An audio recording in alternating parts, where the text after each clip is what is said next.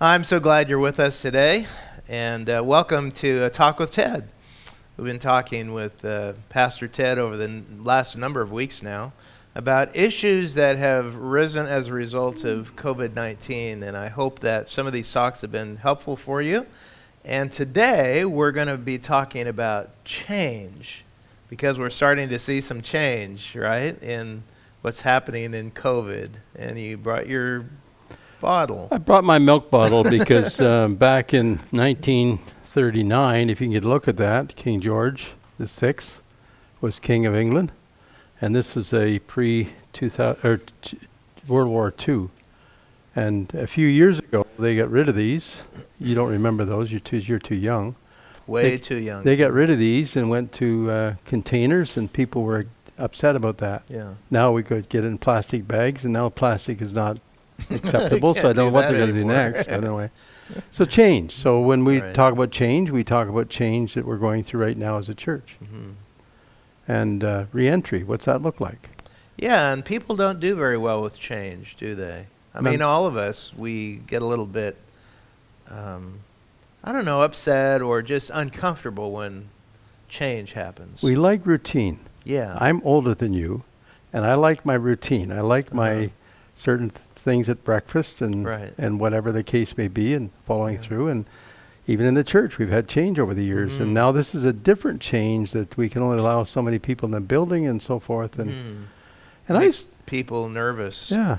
I see two things. I see the response of excitement because we're getting back to church, and I see that apprehension. What does that look like? How do you feel about that? What's going on? Excitement in the fact that we can now worship God together. We can participate in worship as we have done before. So the last 3 months we've not been able to do that. And then seeing our friends and having some type of communication. Even though we're still distancing, we can still look at each other from 6 feet and greet them and so forth. That's a good thing. But really want to major in a little bit of the apprehension, because we've been caught up at home now for 3 months basically, and now we're kind of opening up. And what's that look like? There's a fear aspect to that, and just what does that look like? Well, and the media has done such a good job at instilling fear in us. To, hey, stay away. You know, you've probably, like me, been in a grocery store or somewhere where people give you a dirty look, if you get too close. Or we had one lady go, okay, back off, sort of deal. We weren't even that close. So people are living like in this fear that something's going to happen. Yeah, and we have to find a way to balance that, because the Lord said there will be tribulation in the world, but be of good cheer. I've overcome the world, and we need to find that place of balance between what the world is saying to us and what God is saying to us. And I've said this before in one of these sessions. At some point, we just have to turn the TV off, and we have to open our Bibles and say, okay, Lord, I know you're in control, so what do I do now to face the future? And I love that verse from Isaiah chapter 23, where it says, you keep him in perfect peace whose mind is stayed on you. Right. And if I can find that place of that peace, that's the key. And I think even with me going out, whether it's right or wrong, I've not worn a mask yet, but I do have one. I'm prepared for that. If somebody says you got to put a mask on, I'm ready to do that. Actually getting a haircut this week, and they've told me to wear a mask, and I'm going to do that. And but I'm very careful. I'm ready to make sure that I distance myself. I'm ready to make sure that I sanitize and do those things that are normal things you would do. But finding that place of not allowing fear to take control of our lives is a key. Right. Yeah. Yeah, I like the word balance. There is a balance. Is there a sense that I hate to use the word risk. I'm not sure what other word to use, but that you weigh the risk with the positive? Is there something to be said about that? I think so. I think we have to find that place. I'm in my 70s, and they say we're supposed to stay home. I'm planning to attend church, but I'm going to be careful to be distant. That's because if I come up and give you a hug or somebody a hug, that would probably not be a good thing at this point. No.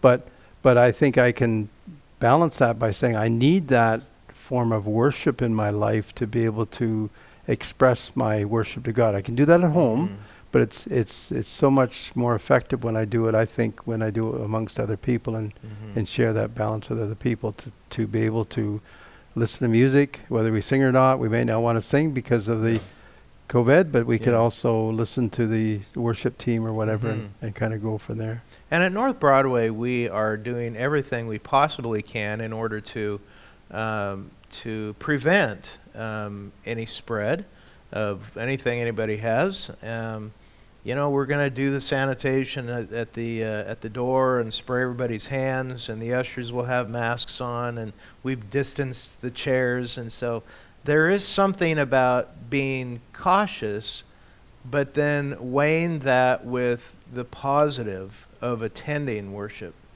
And it will take some people. I talked to a lady this week, and she said, I won't be there on Sunday. And I said, that's fine. She says, I need some more time to weigh that out for myself. She's a little older than I am. I won't say how much because I don't know. I didn't ask.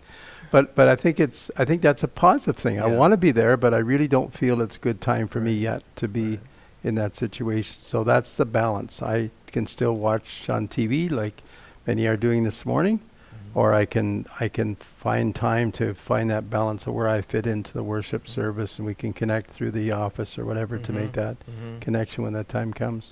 And the way that I have dealt with this whole thing is weighing out everything that we are exposed to in the world and saying, okay, I risk every time I walk out my door, right? Like last year, over 38,000 people perished in automobile accidents. Does that mean I'm never going to drive my car? That's right. So I balance the risk factor, right? I say, well, okay, I'm going to take that. I mean, I don't know. People around me might have some other form of something else that flu season, so I don't know. There's something about balance, isn't there? That's right. And I heard a statement recently, and I haven't researched this, but I heard a statement recently that more people die from the flu than die from COVID. So we need to balance that too and say, okay, what does that look like? Do I live in that fear? Do I live in, okay, God's in control and he'll see me through if I take the proper precautions I need to take. I'm not going to be foolish. Right. But I take those proper precautions that I need to take to move forward. Okay. So I think we need to talk about this one more week at least. And I think that this is a good topic for us to discuss and might be helpful for people who are really struggling, have a lot of anxiety. And maybe we could talk about anxiety or something next week as well. I think it would be a good time for people to just drop us a note and say, here's a question I have about this. Yeah. And that'll name the address will be on at the bottom, or phone number will be on the bottom. And I would encourage you to give us a call and say, hey, I have a question.